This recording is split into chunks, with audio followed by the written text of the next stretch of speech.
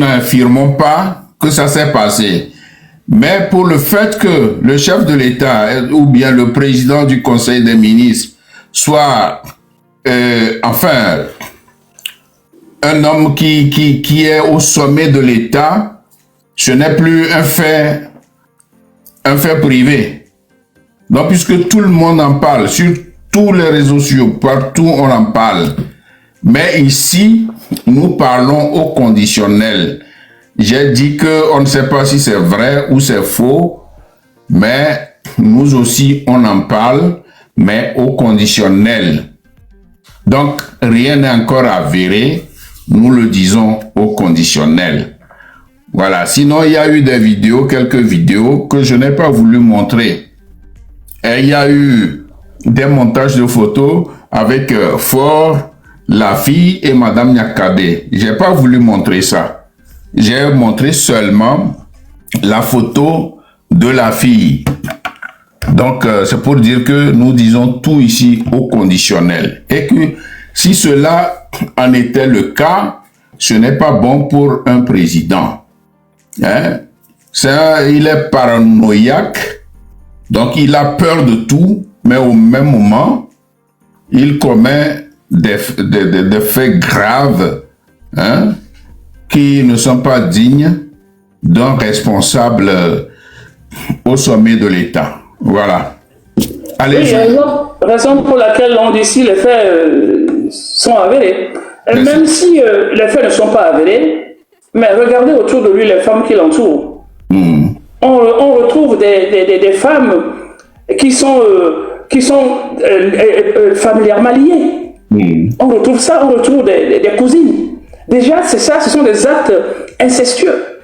Et quand les gens nous disent que... Le camarade insiste que si c'est un coup monté contre Nyakade, non. Nyakade n'a rien à voir dans cette histoire. Parce que si ces faits sont avérés, mais le gars ne le fait pas devant Madame Nyakade, c'est à l'insu, ça doit être à l'insu de Madame Nyakade. Vous voyez? Donc, ça ne doit pas être un coup monté contre Madame Nyakade. Parce que c'est pas Madame Nyakade qui lui aurait dit d'aller faire ça. Non. Vous voyez? De toute façon, il y a des cas de ces choses incestueuses qui entourent Faure Gnassingbé. Ça, tout le monde le sait, ce n'est rien à cacher. Et ceci, tôt ou tard, nous le saurons. Et qu'on attend ce que quelqu'un sorte de ce gouvernement pour venir démentir. Et c'est ce qui ne se fera jamais parce que c'est très honteux. Personne ne peut parler de ça. Jamais. Et aussi, quand on nous dit que c'est un problème familial, ça m'étonne. Si le cas est avéré, mais toutes ces femmes qui s'acoquinent avec Faure Gnassingbé, mais sont presque des ministres aussi. Oh oui. Elles travaillent au sein du gouvernement. Mais comment peut-on... Voilà.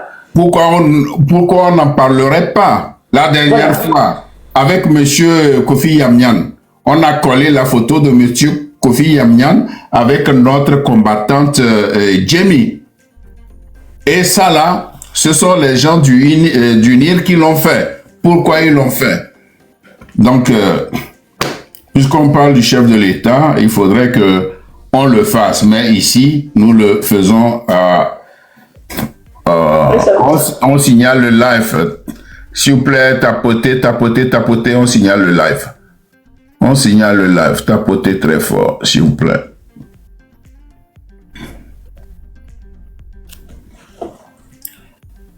Heureusement. Bien, donc, c'est ça. Donc, ça ne doit pas être seulement, ça ne doit pas s'arrêter à la famille. Parce que toutes ces femmes travaillent avec Faure Gnassingbé. Ces femmes occupent des postes politiques. Ces femmes, ou soit sont des ministres, ou soit sont des directrices de cabinet, ou des postes politiques. Donc, quand on mélange la politique à sa vie privée, donc il faut s'attendre aussi à ce que tu sois dénoncé. On connaît l'histoire de Dominique Strauss-Kahn. Qu'est-ce qu'il a fait tomber? La question. On connaît l'histoire de beaucoup de grands politiciens où les femmes les ont fait tomber. Donc, dans ce cas précis, on ne peut pas séparer cette situation à sa vie privée, à sa vie politique. Tout à fait. l'exemple même, frère Tcheloso, l'exemple même, c'est que quand on dit que Fort a pour copine Sina Lawson, comment on les appelle là, mais est-ce que quelqu'un a vu? Mais tout le monde en parle. On cite toutes ces femmes-là qui entourent Fort. On dit que ce sont ses copines. Donc tout le monde en parle. Certains parlent avec précision, d'autres parlent d'autres parlent au conditionnel. Donc ce cas ici est tellement grave qu'il faut qu'on en parle, mais au conditionnel. Voilà, mon cher Thierry Lawson. Ils en font un secret de polichinelle. Et ils ne veulent pas en parler parce que c'est honteux. Qui va écouter ça? Ouais, et ça vient vraiment... c'est une profanation de l'État même en personne. Ouais. Donc, on ne peut pas, il ne peut pas en parler. Donc, c'est à nous, c'est au peuple d'en parler et de le sanctionner. Parce qu'il y a des lois. Vous connaissez la loi du 10 mars. Et la loi qui a été proclamée par son papa dans le temps. Et il y a même une loi aussi qu'il a proclamée pour sanctionner les enseignants et puis les élèves qui auraient enceinté ou soit qui auraient des relations étroites avec les élèves. Donc, dans un pays normal, mais il ne devait plus être déjà un seul soupçon, mais on devait déjà, la justice devait déjà l'interpeller. Donc, pour moi, je pense qu'il y a quelque part une vérité, parce que par le passé, nous savons ce que ça a donné. Donc on attend, et on ne peut pas séparer cette information de la personne. Ça fait partie de cette personne. Donc quand les gens disent que c'est un problème familial, non, Fonya Singé, il mène la famille à la politique. Et ça a été toujours comme ça. Donc nous attendons les jours prochains. Merci, mon frère Thierry Lawson. Bon, en fait, avec cette histoire-là, ils ne sont pas en train de nous détourner de notre voie, c'est-à-dire la libération du peuple togolais, mais c'est un fait aussi qui est survenu. Il faut qu'on en parle, sinon nous avons notre agenda ici et nous allons parler de ça. Donc, maintenant, on ferme cette page, on a fini avec ça. Et je vous pose une autre question. Tout récemment, vous avez vu les émissaires de Fort Gnassingbé sur les antennes de France 24 et sur France 24, TV5. Et donc, Maître Kossi Gilles Benoît Fangbeji, Maître Pakom Yaovi Adjourouvi et Kankan Malik Nachaba ont été rattrapés par leur propre turpitude, leur propre mensonge. Les trois mousquetaires sophistes ont tenté tant bien que mal de redorer le blason de leur chef fort et du système en vain. Qu'en dites-vous, monsieur Ganda? Oui, mais c'est vraiment pathétique d'écouter des juristes, des avocats qui cherchent à défendre l'indéfendable. Hein. Lorsque j'ai écouté M. Adjourouvi, M. Gilles Benoît et puis, comment on appelle l'autre, Kankan Nachaba, j'ai été vraiment stomaqué. D'abord, quand on prend la personne de monsieur, de maître Afangbeji Gilles, oui. Vous savez qu'il a été en 2011 un fonctionnaire de la CPI à La Haye. Oui. Quelqu'un qui devait défendre la justice. Tout à fait. Et aujourd'hui, c'est cette personne qui défend l'injustice. Qu'est-ce qu'il aurait fait à la CPI si on l'amenait quelqu'un comme Fort Gnassingbé? Comment allait-il trancher? Quand on l'écoute aujourd'hui, il est du côté du système, il est du côté de l'injustice. Qu'allait-il faire si il était encore à la CPI et on amenait Fort Gnassingbé étant un criminel? Comment allait-il trancher? J'ai été vraiment étonné que ce monsieur qui est très intelligent, qui fut pour moi intelligent, je ne veux pas dire qu'il n'est plus intelligent, que moi j'avais toujours admiré. Et ce qui est encore intéressant, c'est que il a eu un DEA en fondement de droits de l'homme à l'Institut des droits de l'homme de l'Université catholique de Lyon. L'Université catholique de Lyon. Donc, quand on a accès à des études comme ça, et surtout dans un centre catholique, on est censé de respecter les mœurs, de respecter la vie humaine, de respecter la justice. Et encore, il est président de l'action des chrétiens pour l'abolition de la torture, Blanche Togolaise. Voilà que ce monsieur, qui est président d'une association pour l'abolition de la torture, vient adouber un dictateur. Il faut voir toutes ces contradictions. Il faut voir cette injustice, cette imposture de ce jeune homme.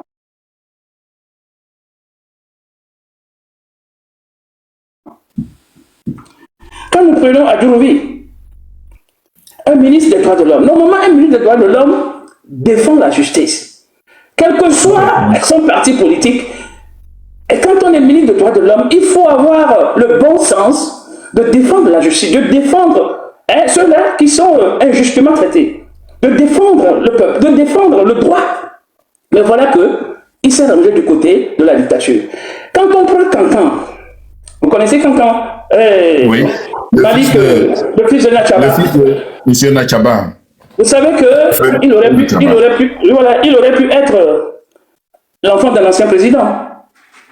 Vous vous rappelez, en 2005, à la mort de Gnassingbé Yadema, lorsque le triple coup d'État a été orchestré pour empêcher à ce que Nachaba, qui était en voyage, ne revienne prendre la place selon la Constitution, occuper la place de président. Donc, c'est ce qui a empêché Nachaba d'être président. Donc, normalement, le fils Nachaba, aujourd'hui, devait normalement être du côté de la justice. Justement, devait s'éloigner de ce régime. Voilà. Mais malheureusement, je ne sais pas ce qu'on leur donne à manger, les parquissines. Aujourd'hui, c'est lui qui juge par ce régime. Et ces trois m'ont fait vraiment pitié. On nous dit des intellectuels, des avocats, des connaisseurs qui se sont humiliés et ils se sont fait rattraper par le propre mensonge. Oui, quand on leur demande qu'il y a des milices, il dit qu'il n'en a pas, alors que on a prouvé que Fonya Singel a déjà dit qu'il y a des milices. Oui. Quand on leur demande des manifestations, vous allez les autoriser prochainement, ils disent qu'on n'a jamais interdit les manifestations. Aujourd'hui, qu'est-ce qu'on a? Ils interdisent. Alors ces gens, nous devons les chasser. Donnons la main dans la main pour les expulser. Ils sont venus, moi je peux les appeler des Diogènes, ils sont venus avec leur vérité. Ils sont venus transformer le mensonge en vérité, le sophisme. Raison pour laquelle nous devons, j'ai un dicton que j'ai écrit là, je dis, à force de répéter le mensonge, il finit par devenir une vérité. Mais à force de répéter la vérité, elle finit par détruire le mensonge. Nous allons répéter cette vérité jusqu'à ce que leur mensonge sera détruit. Et maintenant, tout le monde les connaît. Ils se sont présentés sur la chaîne TV5, alors qu'il y a de cela quelques mois, ils ont suspendu les chaînes là. Maintenant, ils sont fruits devant la porte de TV5 et puis France 24, et pour parler des choses qui ne sont pas vraies. Donc, mes chers frères et sœurs, nous devons nous organiser. Demain, nous devons sortir. Quel que soit ce qu'ils feront, nous devons sortir. Nous devons envahir les rues. C'est la seule solution qui nous reste. Demain, j'exhorte tout le monde de le faire. Nous n'allons pas baisser les chiens. Nous allons les mettre à nu. Ils se sont déjà mis à nu. Ils se sont déjà affaiblis à l'international. Vous savez, ils sont affaiblis complètement. Il suffit que demain nous sortions et que nous maintenons le cap. Ils vont tomber. Voilà. Bien, alors, nous parlons de la manifestation, qu'elle soit donc lancée par le M66. Bon, du M66, est-ce que M66 a la force nécessaire pour demander au peuple de sortir? Avez-vous confiance en ce mouvement, le M66? Vous savez, le M66, les jeunes qui composent ce mouvement, moi j'ai confiance en eux. Tout à fait. On ne peut pas avoir confiance 100% en une personne peut changer d'un jour à l'autre. Mais pour l'instant, moi j'ai confiance en ces jeunes. Malgré les petites erreurs qu'ils font, ils ne sont pas des politiciens, ce sont des activistes, ce sont des blogueurs. Ils ont réussi quand même, depuis 2017, à redonner l'envie au peuple togolais de se relancer dans la lutte. Nous devons leur reconnaître ça. Ils ont réussi à paralyser 3 à 4 jours le système au Togo. Ils ont réussi quand même à affaiblir Faure Gnassingbé, oui, et son équipe, avec l'appui de la diaspora et de la jeunesse au Togo. Ces jeunes-là, blogueurs, ont réussi à faire ce que d'autres peut-être n'ont pas pu faire. Donc, moi j'ai confiance en eux. Nous devons les coacher. Nous devons les accompagner. Nous devons les aider. Et j'admire ces jeunes-là. Pourquoi je les admire encore plus? Qu'est-ce qui me pousse encore à les admirer? Parce qu'ils ont compris que pour affronter Faure Gnassingbé, il faut être solidaire. Donc, cette solidarité entre les 4, je ne sais pas si ce sont 4 ou 5, je ne sais pas, le noyau même de ce groupe-là, ils sont 4 ou 5, je pense. C'est-à-dire, ils ont créé une certaine solidarité, on dirait un pacte qui est signé en eux, dans ce groupe, et rien ne sort. Et quelles que soient les difficultés qu'ils ont réussi, ou soit ils réussissent à régler ce problème entre eux. C'est ça même qui fait la force d'un groupe. Voilà, c'est ça qui détruit le système. Et j'admire cette manière de travailler. Et moi, je les soutiens de toute ma force, comme tout le monde les soutient. Si on les soutient, ils iront loin. Donc soutenons-les. Ne disons pas que ce n'est pas moi, c'est parce que ce n'est pas moi, c'est parce que moi, je n'ai pas réussi à réussir ce que les autres font, raison pour laquelle je ne vais pas le soutenir. C'est un tort que nous faisons. Ils ont besoin de nous. C'est Amram qui a lancé cette lutte nouvelle forme. Et la jeunesse a pris. Oui. Et la jeunesse a pris. Donc, ceux qui savent qu'ils ont quelque chose à apporter, venons, ils ont dit, c'est une lutte citoyenne. On est citoyen avant d'être membre d'un parti politique. On est citoyen avant d'être ministre, avant d'être je ne sais pas quoi. Donc, ils disent que c'est une lutte citoyenne. Venez sans aucune effigie de vos partis politiques pour qu'on puisse abattre l'éléphant là. Alors, donnons la main à cette jeunesse. Et j'ai confiance que si nous le faisons, nous aurons gain de cause. Et j'ai confiance en cette jeunesse. Et je le dis et je le répète.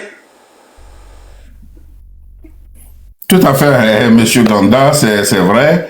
Et j'apporte mon appui sur ce que vous venez de dire. Le M66 est un mouvement en qui il faut avoir confiance. Il faut avoir confiance. Vous allez remarquer que depuis un certain temps, ils ont changé de tactique. Et au début, parfois ils se clashaient, mais maintenant, ils sont soudés. Ils sont soudés et se sont mis dans la tête que ça, ce que nous faisons, c'est dans l'intérêt général du peuple. Et c'est pour notre pays que nous le faisons. Nous devons cesser nos petits clashs entre nous. Et donc, vous allez remarquer que ils sont maintenant soudés et tout ce qu'ils font maintenant, c'est cohérent. C'est cohérent. Même j'aurais appris que ils sont en train de mieux s'organiser en ayant des textes fondamentaux pour le mouvement. Donc, je pense que c'est une très bonne chose. Ces jeunes doivent être encouragés. Tout ce qu'ils lanceront comme mot d'ordre, et nous avons le devoir de les écouter. Et déjà, ce qu'ils font est déjà très, très grand. Et ils ont fait quand même...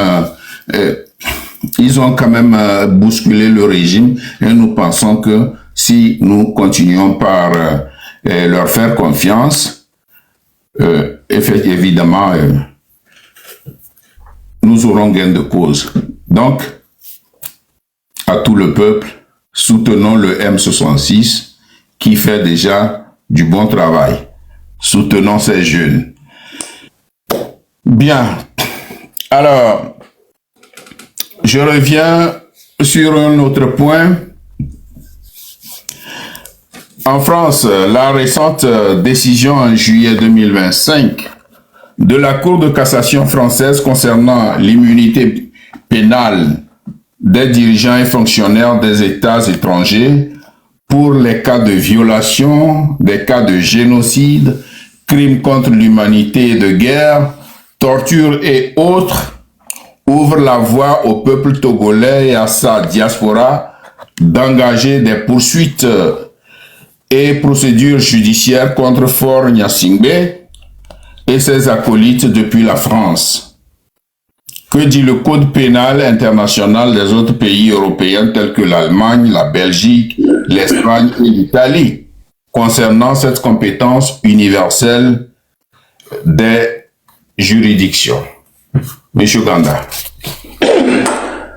Oui, il y a notre frère, notre jeune brave avocat, il est en France, j'ai oublié son nom. Qui ça?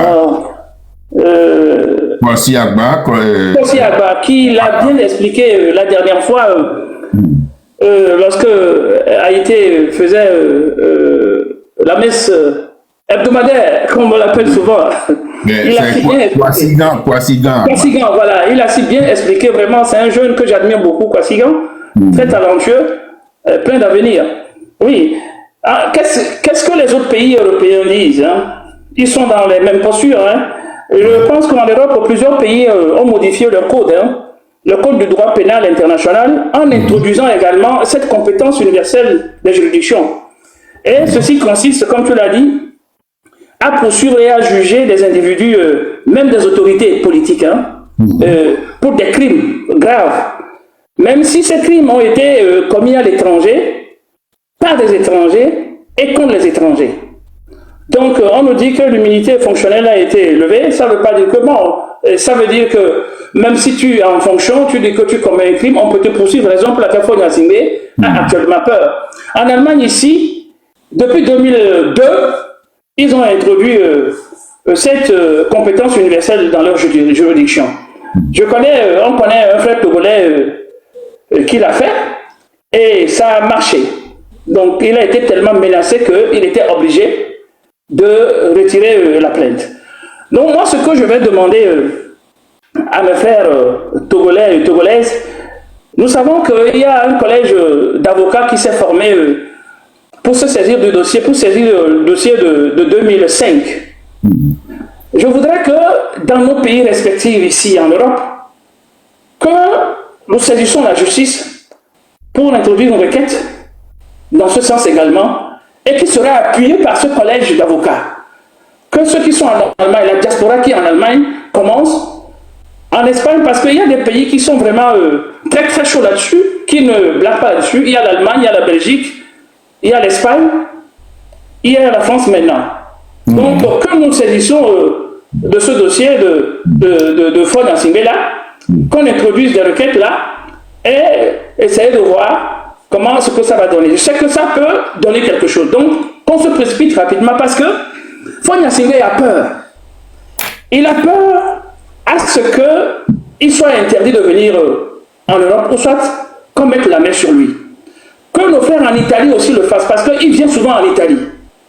Donc, c'est par là qu'on pourra couper ses racines, hein, couper aussi sa diplomatie dans laquelle il nous rend la vie difficile. Donc, je demanderais que nous commencions avant que le collège d'avocats se rassemble et puis commence. Donc, nous commençons dans nos pays, nos pays d'accueil. C'est ce que je souhaiterais.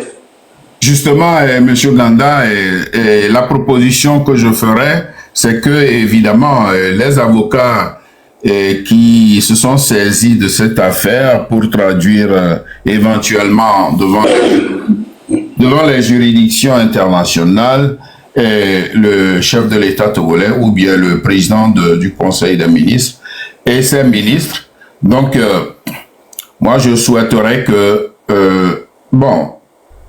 qu'il nous fasse une liste de ces personnalités togolaises et qu'il nous les envoie ou bien ils se déplacent, ils viennent ici. Si je prends le cas de l'Allemagne, soit il nous donne une procuration, moi-même on peut me donner une procuration, la liste, et nous la mettons on la remet soit au gouvernement, soit à la police criminelle de l'Allemagne. Oui, mais la demande se fera, ça se fait toujours à travers un avocat. Il faut un avocat, oui. Voilà, c'est ça, c'est ce que je dis. soit un avocat se dépêche ayant la liste de ces criminels-là, de ces menteurs qui circulent tous les pays européens. On met cette liste-là au cas où un de ces énergumènes-là s'aventure en Allemagne, il est coincé. Parfois, ils viennent en Allemagne de façon clandestine. Ils ne voudraient pas, incognito, ils ne voudraient pas que nous sachions qu'ils sont là. Alors, cette démarche-là, je pense que c'est comme ça que nous allons faire désormais.